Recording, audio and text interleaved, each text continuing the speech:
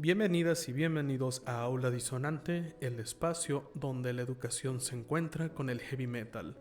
Aquí no romantizamos la escuela, la analizamos. Aquí no repetimos discursos, los cuestionamos. Yo soy el maestro antihéroe. Hoy vamos a hablar de algo incómodo, potente y necesario. ¿Puede la escuela ser un espacio de resistencia cultural? ¿O ya fue completamente absorbida por el sistema que dice cuestionar? Porque si el metal nació como resistencia, si fue un grito obrero, crítica política, denuncia social, ¿qué pasa cuando lo llevamos al aula? ¿La escuela domestica la rebeldía? ¿O puede convertirse en trinchera? Sube el volumen, hoy hablamos de resistencia. Antes de entrar al terreno escolar, necesitamos precisión conceptual. ¿Qué es la resistencia cultural? Pues no es simplemente estar en contra, es la producción de críticas, discursos y símbolos que desafían una hegemonía dominante.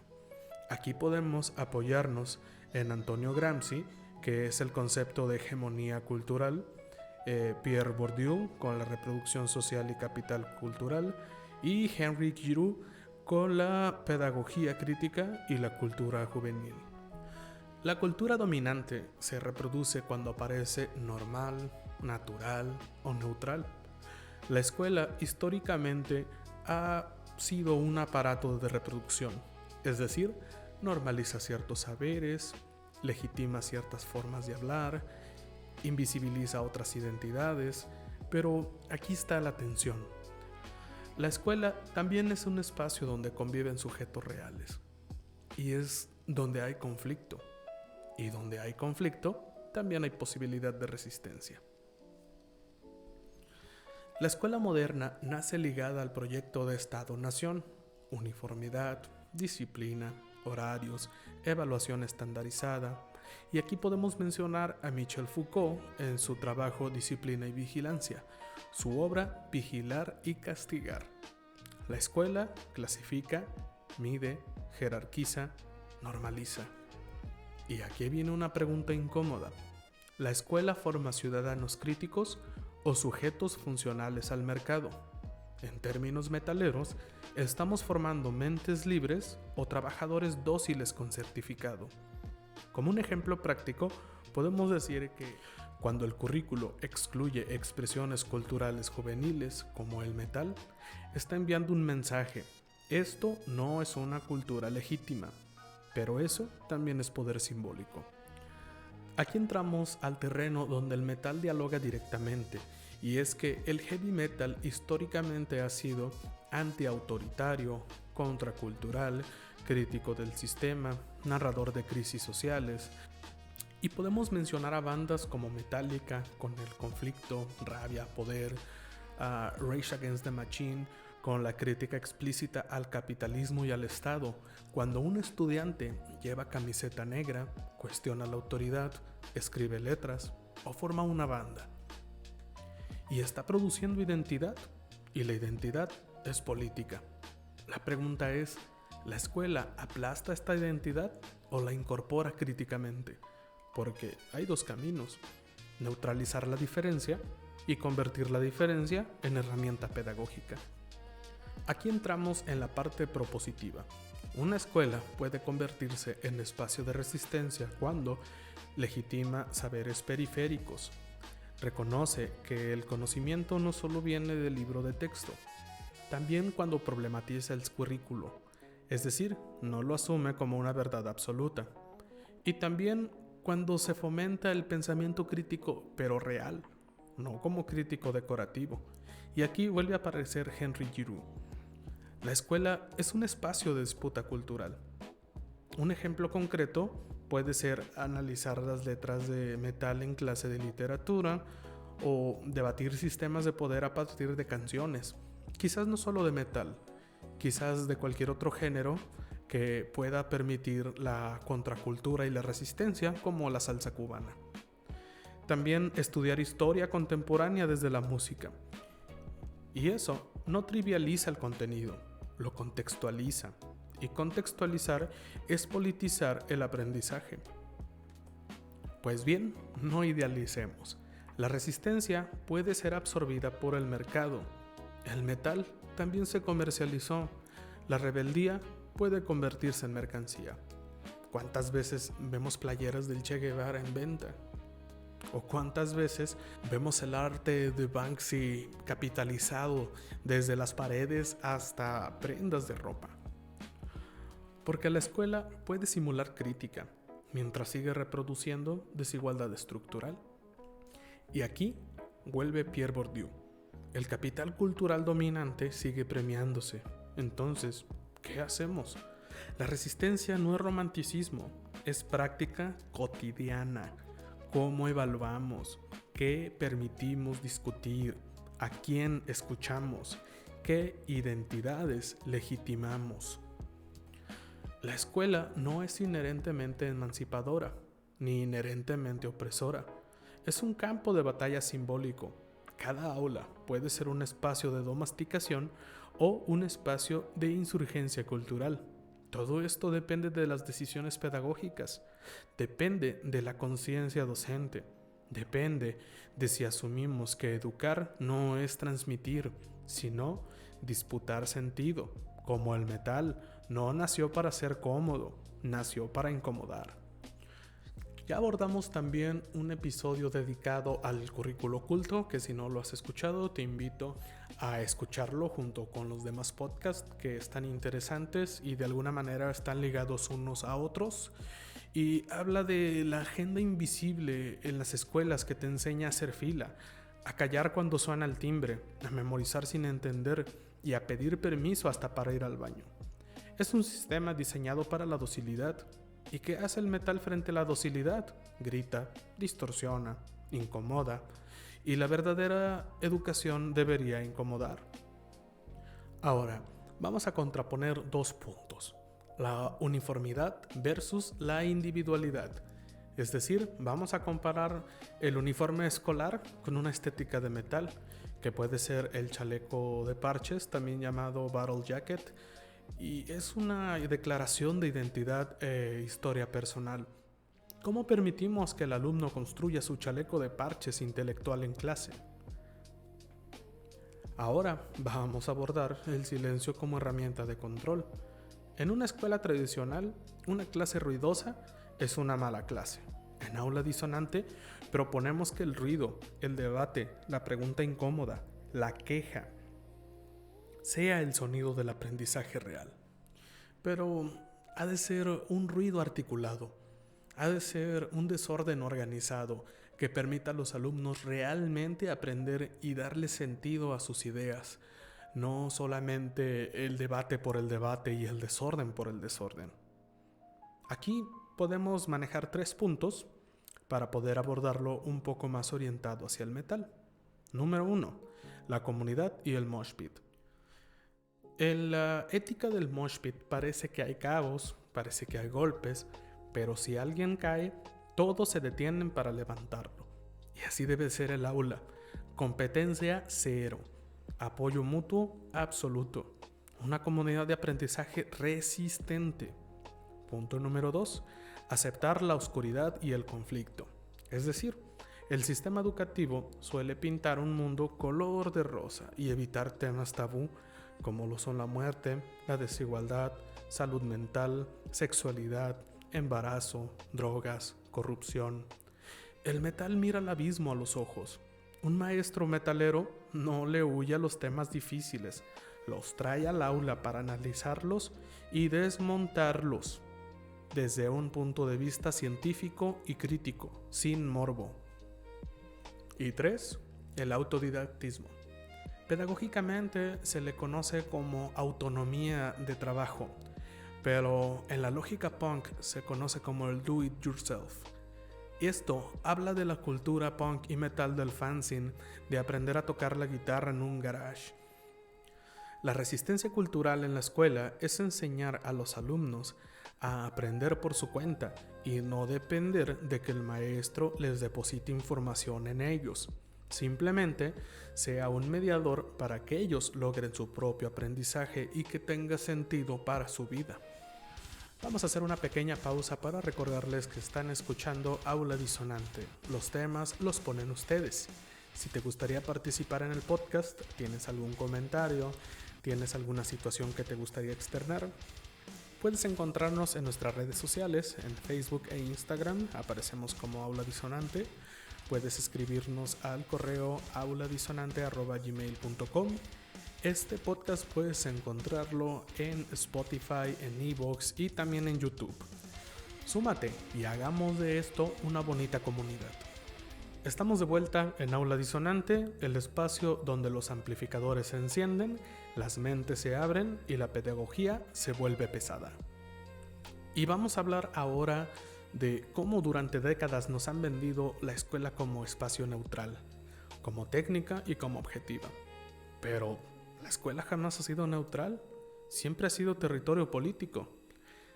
Desde la instancia que te da insumos escolares gratuitos hasta el gobernador que viene a inaugurar obras que posiblemente nunca se terminen. Y es aquí donde entra el poder, y donde hay poder hay resistencia. Así como el heavy metal nació como respuesta a la explotación, la guerra, la miseria y la hipocresía del sistema, la educación crítica nace como respuesta a la domesticación de las conciencias. El día de hoy también vamos a cruzar con la pedagogía latinoamericana con mucha distorsión, con autores que incomodan y con música que sacude. Porque la cultura no es solo música, no es ropa ni costumbres. La cultura es más que eso, es un conjunto de ideas que nos dicen qué es normal, qué es correcto, quién vale, quién sobra. Y en América Latina, durante siglos, la escuela fue usada para borrar. Se borraron las lenguas indígenas, los saberes comunitarios, las memorias populares, las identidades rebeldes.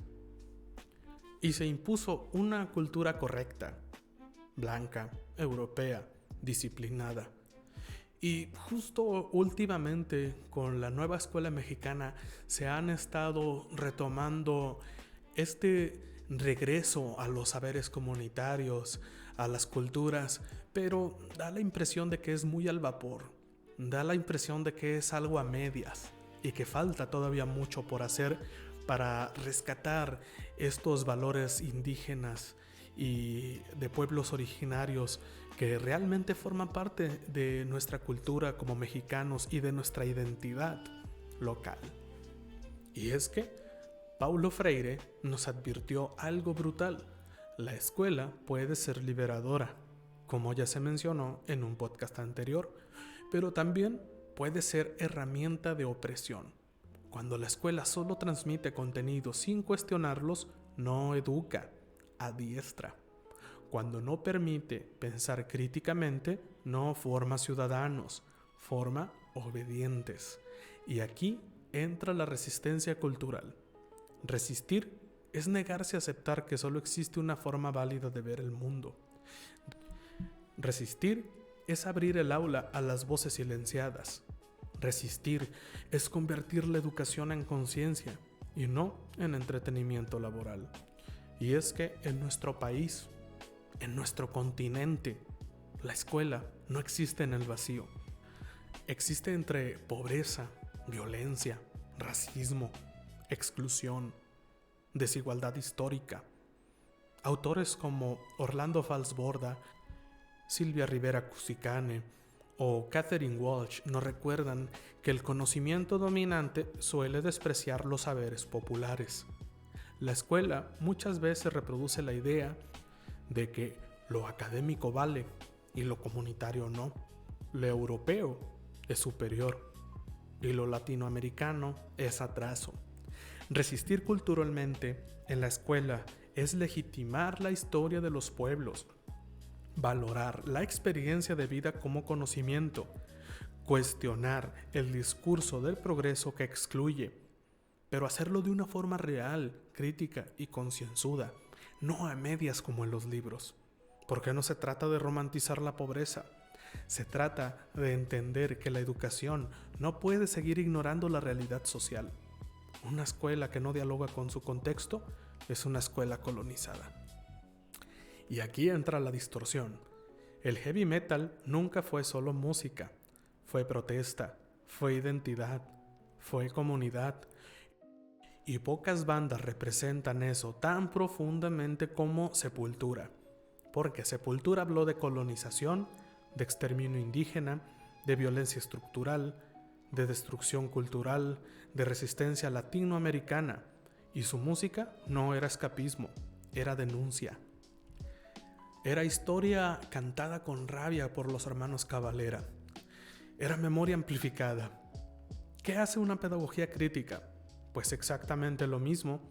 Denuncia injusticias, cuestiona al poder, recupera voces silenciadas, incomoda al sistema. El metal y la educación liberadora comparten algo esencial, y es que no buscan comodidad, buscan conciencia. Cuando un estudiante escucha rock, metal, punk, escribe letras, forma una banda o cuestiona la autoridad, no está siendo problemático, está construyendo su propia identidad. Y la identidad, como ya lo dijimos, es política. Una escuela puede ser una fábrica de obediencia o una trinchera de pensamiento crítico. La diferencia no está en el edificio, está en la práctica pedagógica.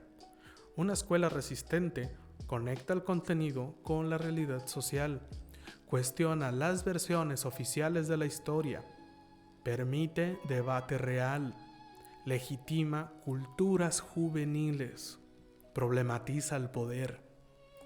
Imaginemos entonces analizar el colonialismo desde letras de metal, o de rock, o de cualquier otro género que tú quieras. Hablar de genocidio cultural con música latinoamericana. Discutir desigualdad desde experiencias de barrio. Educar historia viva y no fechas muertas. Eso no baja el nivel académico, lo eleva, porque pensar críticamente es el nivel más alto de aprendizaje. Pero tengamos mucho cuidado, porque el sistema es experto en absorber la rebeldía. Convierte la crítica en moda, la protesta en mercancía, la resistencia en un discurso vacío. Puede haber escuelas que hablen de pensamiento crítico mientras siguen evaluando con lógica de fábrica. Puede haber aulas que hablen de justicia social mientras reproducen desigualdad. Por eso, la resistencia no es un taller ocasional, es una práctica cotidiana. Y esto se demuestra en cómo se evalúa, en qué voces se escuchan, qué conocimientos se valoran, qué realidades se nombran. Porque resistir no es decorar el salón con frases bonitas. Resistir es transformar relaciones de poder dentro del aula. Porque la escuela no es neutra, nunca lo fue, nunca lo va a ser. Porque o reproduce el sistema o lo cuestiona, o domestica conciencias, o las despierta. La resistencia cultural no es violencia, es conciencia organizada. Así como el metal transformó el ruido en protesta, la educación puede transformar el aula en espacio de liberación. Que la escuela no sea un lugar donde se aprenda a obedecer, que sea un lugar donde se aprenda a pensar, a cuestionar, a resistir.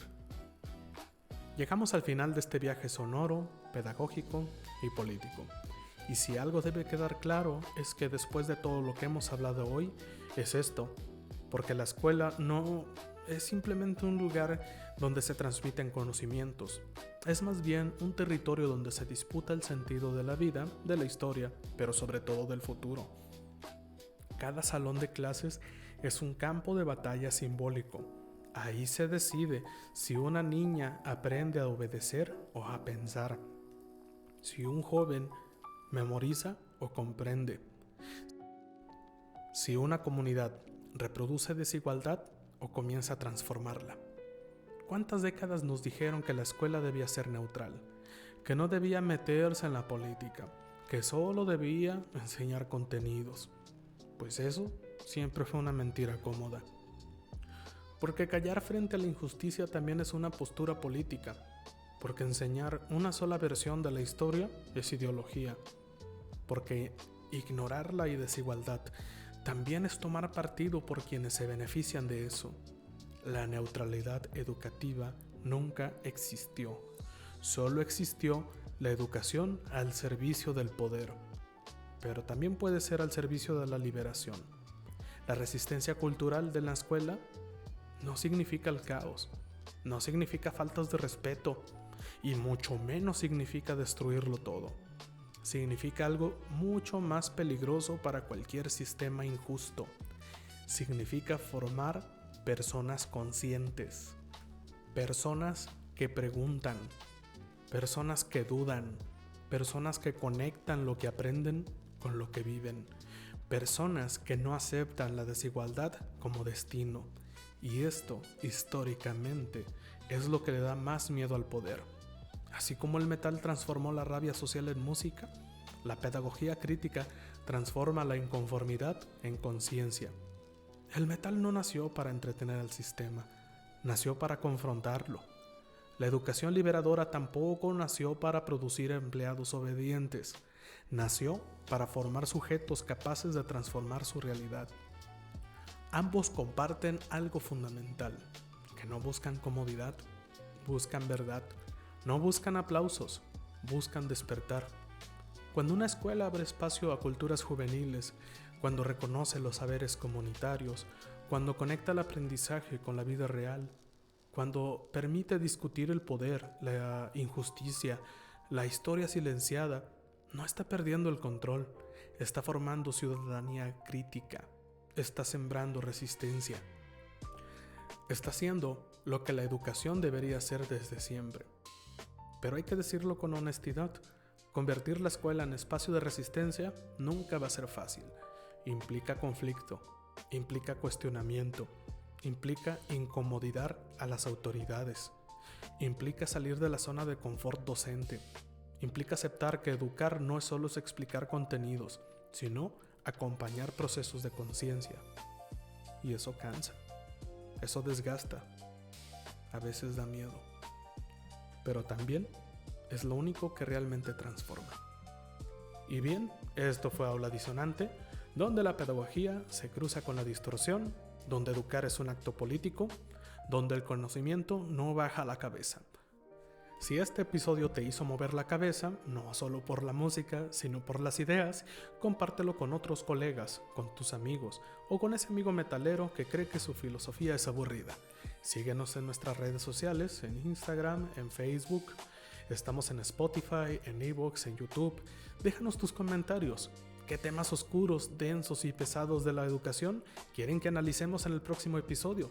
Recuerden, mantengan la mente abierta y los amplificadores al máximo.